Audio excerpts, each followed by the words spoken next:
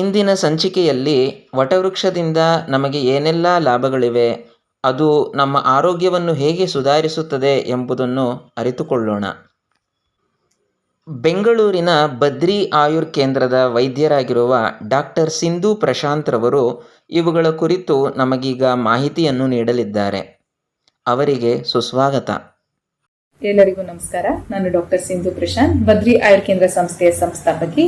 ಇಂದು ತಮಗೆಲ್ಲರಿಗೂ ನಾನು ವಟವೃಕ್ಷ ಅಥವಾ ಆಲದ ಮರದ ಬಗ್ಗೆ ತಿಳುವಳಿಕೆ ಹೇಳಲಿದ್ದೇನೆ. ವಟವೃಕ್ಷ ಅಂತ ನಾವು ಸಂಸ್ಕೃತದಲ್ಲಿ ಕರಿತೇವೆ, ಆಲದ ಮರ ಅಂತ ಕನ್ನಡದಲ್ಲಿ, ಹಾಗೂ ಫೈಕಸ್ ಬೆಂಗಾಲೆನ್ಸಿಸ್ ಅಂತ ಇಂಗ್ಲಿಷ್ ಅಲ್ಲಿ ಕರಿತೇವೆ. ಇದು ಮೊರೇಸಿಯಾ ಎಂಬುವ ಕುಟುಂಬಕ್ಕೆ ಸೇರಿರುವಂತಹ ವೃಕ್ಷ. ಭಾರತದ ಉದ್ದಗಲಕ್ಕೂ ಸಹ ಎಲ್ಲಾ ಕಡೆ ಸಿಗುವಂತಹ ವೃಕ್ಷ ಇದಾಗಿರುತ್ತೆ. ಇದನ್ನ ನಾವು ತೊಗಟೆ ರೂಪದಲ್ಲಿ, ಅಂದ್ರೆ ವಟವೃಕ್ಷದ ಸ್ಟೆಮ್ ಬಾಕ್ಸ್ ಮತ್ತೆ ಏರಿಯಲ್ ರೂಟ್ಸ್, ಏನು ನಾವು ರೂಟ್ಸ್ ಆಚೆಯಿಂದ ನೋಡ್ತೀವಿ ಅದು, ಹಾಗೂ ಇದರ ಚಿಗುರೆಲೆ ಅದನ್ನ ವಟಶೃಂಗ ಅಂತ ಕರಿತೀವಿ, ಹಾಗೂ ಇದರ ನಿರ್ಯಾಸ ಅದನ್ನ ಕಟ್ ಮಾಡಿದಾಗ ಅಥವಾ ಸಣ್ಣ ಬ್ಲೇಡ್ ಹಾಕಿದಾಗ ಅದ್ರಲ್ಲಿ ಬರುವಂತ ಕ್ಷೀರ ನಿರ್ಯಾಸ ಏನಿದೆಯೋ ಇದೆಲ್ಲಾನು ನಾವು ರೋಗಗಳಲ್ಲಿ ಯೂಸ್ ಮಾಡ್ತಾ ಹೋಗ್ತೇವೆ. ಕೆಲವೊಂದು ರೋಗದಲ್ಲಿ ಅಂದ್ರೆ ಸಹಜವಾಗಿ ಬಳಸಬಹುದಾದಂತ ಮನೆಯಲ್ಲೇ ಮಾಡ್ಕೋಬಹುದಾಗಿರುವಂತಹ ಕೆಲವೊಂದು ನಾನು ಹೇಳ್ತಾ ಹೋಗ್ತೇನೆ. ಇದರ ಸ್ಟೆಮ್ ಬಾರ್ಕ್ ಅಥವಾ ತೊಗಟೆಯನ್ನು ಸರಿ ಸುಮಾರು 20 ಗ್ರಾಮು 200 ml ಅಲ್ಲಿ ಚೆನ್ನಾಗಿ ಕುದಿಸಿ ಬೆಳಿಗ್ಗೆ ಹೊತ್ತು ಖಾಲಿ ಹೊಟ್ಟೆನಲ್ಲಿ 6 ರಿಂದ 8 ಒಳಗಡೆ ತಗೊಳ್ಳೋದ್ರಿಂದ ಮಧುಮೇಹ ಬಹಳಷ್ಟು ನಿಯಂತ್ರಣದಲ್ಲಿ ಬರ್ತದೆ.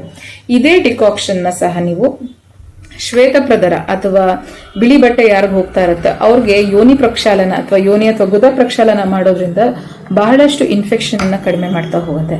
ಈ ವಟವೃಕ್ಷದ ತೊಗಟೆ ಏನಿದೆ ಇದ್ರ ಡಿಕಾಕ್ಷನ್ ಇವೆರಡರದಲ್ಲದೆ, ಅಂದ್ರೆ ಮಧುಮೇಹ ಅಥವಾ ಶ್ವೇತಪ್ರದರದಲ್ಲದೆ ತುಂಬಾ ಉಪಯೋಗ ಮಾಡುವಂತದ್ದು ವ್ರಣಚಿಕಿತ್ಸೆಯಲ್ಲಿ. ವ್ರಣಚಿಕಿತ್ಸೆ ಅಂದ್ರೆ ಡಯಾಬೆಟಿಕ್ ಕಾರ್ಬನ್ಕಲ್ಸ್ ಆಗಿರ್ಬೋದು, ಅಥವಾ ಬಿದ್ದು ಆಗಿರುವಂತ ಗಾಯದಲ್ಲಿರ್ಬೋದು, ಅಥವಾ ಯಾವ ಗಾಯಗಳಲ್ಲಿ ತುಂಬಾ ಪಸ್ ಬರ್ತಾ ಇರತ್ತೆ, ಯಾವ ಗಾಯ ತುಂಬಾ ಬೇಗ ವಾಸನೆ ಹಾಕ್ತಾ ಇರೋದಿಲ್ಲ, ಸ್ರಾವ ಜಾಸ್ತಿ ಇರುತ್ತೆ, ಅಂತ ಕಡೆನೂ ಸಹ ಬಹಳ ಉಪಯೋಗಿಸಬಹುದು.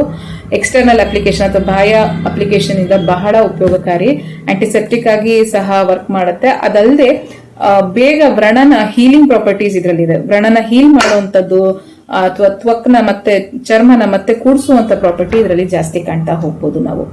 ಇದಲ್ಲದೆ ಸ್ತನ ಜೋತು ಬಿದ್ದಿದ್ದಲ್ಲಿ ಇದರ ತೊಗಟೆಯ ಪುಡಿಯನ್ನ ಚೆನ್ನಾಗಿ ನೀರಿನಲ್ಲಿ ಕಲಸಿ ಸ್ತನಗಳ ಮೇಲೆ ಹಚ್ಚೋದ್ರಿಂದನೂ ಆ ಜೋತು ಬಿದ್ದಿರುವಂತಹ ಸ್ತನನೂ ಸಹ ತಕ್ಕ ಮಟ್ಟಂಗೆ ಸ್ವಲ್ಪ ಕರೆಕ್ಷನ್ಸ್ ಮಾಡ್ಕೊಳ್ತಾ ಹೋಗ್ಬೋದು.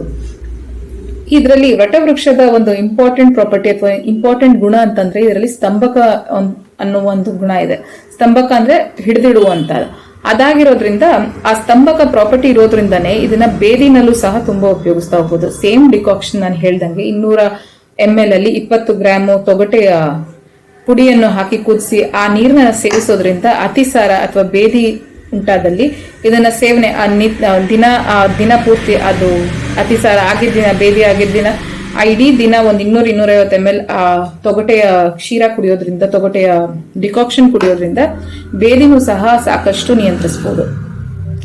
ಇದಲ್ಲದೆ ಇದರ ವಟಶೃಂಗ ಅಂತ ಆಗ್ಲೇ ಹೇಳಿದ್ನಲ್ಲ, ಶೃಂಗ ಅಂತಂದ್ರೆ ಇದ್ರದ್ದು ಟೆಂಡರ್ ಲೀಫ್, ಇದ್ರ ಸೇವನೆ, ಇದ್ರ ಡಿಕಾಕ್ಷನ್ ಸೇವನೆ ಸುಮಾರು 20 ವಟಶೃಂಗಗಳು ಅಥವಾ ಚಿಗುರು ಎಲೆಗಳನ್ನ ಕಲೆಕ್ಟ್ ಮಾಡಿ ಅದ್ರ ಚೆನ್ನಾಗಿ ಜಜ್ಜಿ ಅದರಿಂದ ಕಷಾಯ ತೆಗೆದು ಅಥವಾ ಅದರಿಂದ ಸ್ವರಸ ತೆಗೆದು ಅದನ್ನ ಸೇವಿಸೋದ್ರಿಂದ ಈ ಹ್ಯಾಬಿಚುಯಲ್ ಅಬಾರ್ಷನ್ ಅಂತ ಏನ್ ಹೇಳ್ತೀವಿ, ವೇರಿನ್ ಯೂಟ್ರಸ್ ಸ್ವಲ್ಪ ಜರುಗಿದೆ ಅಂತ ಹೇಳ್ತಾರೆ, ಅಥವಾ ಯೂಟ್ರಸ್ ಮಸಲ್ ವೀಕ್ನೆಸ್ ಇದೆ ಅಂತ ಕಂಡೀಷನ್ ಅಲ್ಲಿ ಈ ಡಿಕಾಕ್ಷನ್, ಈ ಕಷಾಯನ ದಿನ ಸೇವಿಸೋದ್ರಿಂದ ಬಹಳಷ್ಟು ಹ್ಯಾಬಿಚುಯಲ್ ಅಬಾರ್ಷನ್ಸ್ ಆಗೋದನ್ನ ತಡೆಗಟ್ತಾ ಹೋಗ್ಬೋದು.